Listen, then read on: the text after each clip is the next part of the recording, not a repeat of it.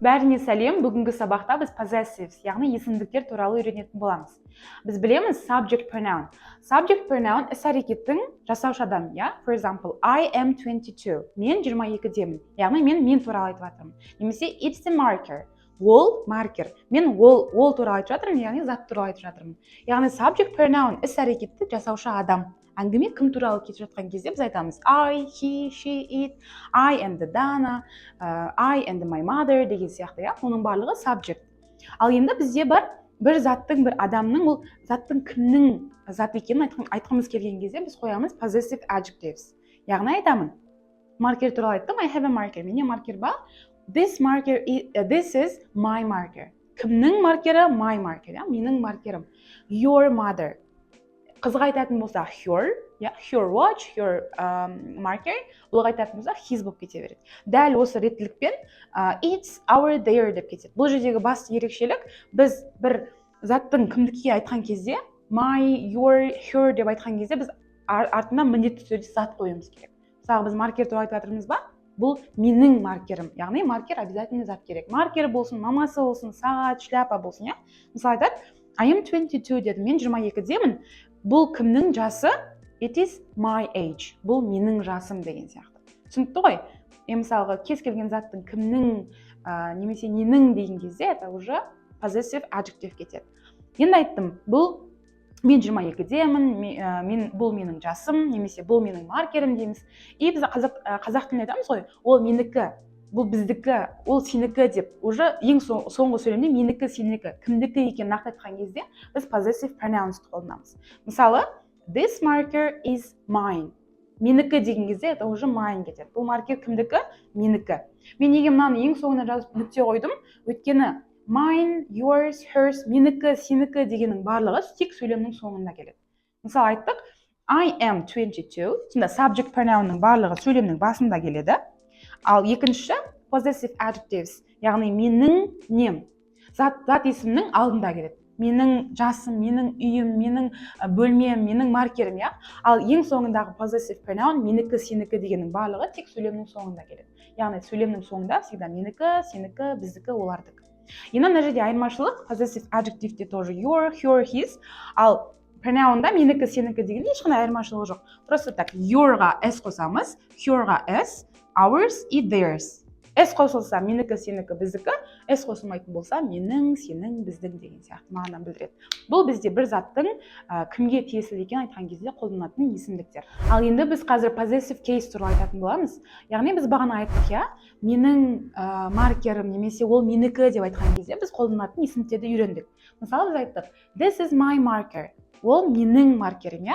Бірақ енді менің, сенің деп айтудың орнына екінші вариант бар, ол нақты кімдікі, я? Ол Гүлназдың маркері, ол менің папамның рубашкасы деген сияқты нақты кімдік екенін айтқан кезде біз қолданамыз apostrophe s.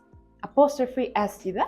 Ол apostrophe s біздің қазақ тілдегі ның, тың бар ғой, элексептігін жауабы. Тура соның мағынасын білдіреді. Өте көп кездестіріп қойдың деген ойдамын. Енді білетін боласың. Мысалы біз apostrophe s-ті қайда қолданамыз? Animal. Жануарлардың деп айтқан кезде қолданамыз, немесе people. Адамдар мен жануарларға ғана apostrophe s қолданамыз. Мысалы мен айттым, this is my marker. Бұл менің маркерім.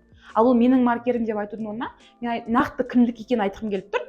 This is Гүлназ marker. Яғни адамның есіміне тек қана apostrophe s қойсақ, Гүлназдың, я? Немесе Гүлназдың, Дананың, Айжанның деген сияқты ның, тың элексептігінің жалғауы жағанады.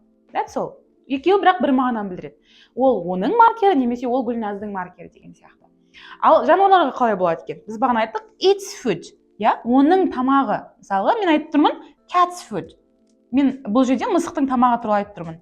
Егер де біз әңгіме мысықтың тамағы туралы болса, cat's food деп айтамыз. Cat's food деп әңгіме кетеді, бірақ ол оның тамағы ғой деп айтқан екеуі де бір мағынаны береді. Its food немесе cat's food.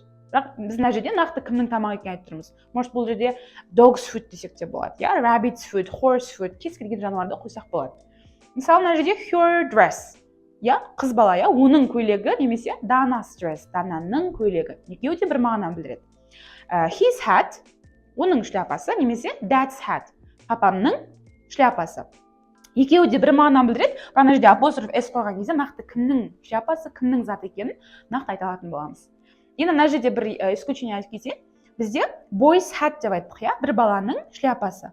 Ал енді мен бір бала емес, көп балалардың шляпалары деп айтқан кезде, мен boys деген бізде білеміз, біз көпше түрі балалардың, біз балалардың деп айту үшін boys демеймін ғой. Сонда айтады, тек қана мына s-ті, екі s бірге қатар келмейді, екінші s-ті өшіріп, тек қана апостроф қойсаң, иә, соның өзі балалардың деп айтудың мағынасын береді деген. Бірақ апостроф қоюды ұмытпаймыз. Балалардың hats, иә, шляпалары. Яғни мына жердегі s мүлде қолданылмайды. Мына жердегі ситуация child's toy. Бір баланың ойыншығы, ал ол көпше түрде children's toys. Осылай, как обычно, апостроф s жағанады. Бұл жердегі айтқым келгені, екі s бір-бірімен қатар келмейді. Тек қана осындай ситуацияларда келесі s болмайды, ал қалған барлық ситуацияда негізі апостроф s қосылады. Так түсінікті, иә, апостроф s-тің қолдану жолы, яғни бір адамның немесе жануардың затын айтқан кезде нақтылап қолданылады. Ал енді сұрақ келеді. Мен сонда маркердің басы, иә, немесе есіктің кілті деп зат айтқан кезде не қолданамын деген сұрақ келуі мүмкін. Of деген.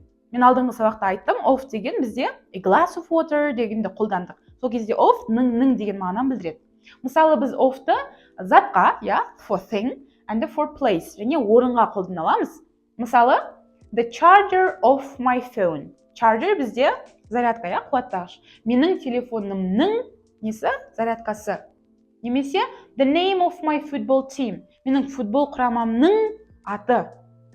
Біз не деп жатырық? Затқа немесе орынға адам нені айтып жатырмыз, заттың, иә, футбол құраманың, менің телефонымның деген кезде тоже of қолданылады. Ешқашан затқа айтпаймыз, иә.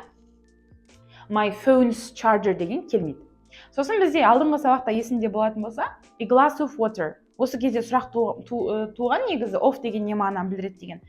Бұл жерде судың бір несі стаканы, иә, немесе a bottle of water дейтін болсақ, судың бір бутылкасы. Тоже бұл жерде ның деген ілік септігінің жауабы болып тұр. Апостроф s жануарға және адамға, ал of деген затқа немесе белгілі бір орынға қолданылады. Түсінікті болды деген ойдамын.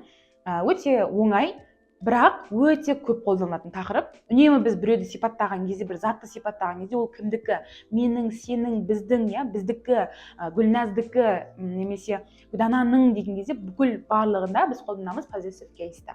Бүгінгі тақырып түсінікті болды деген нақты сенімдемін. Астындағы жаттығуларды міндетті түрде орындаймыз.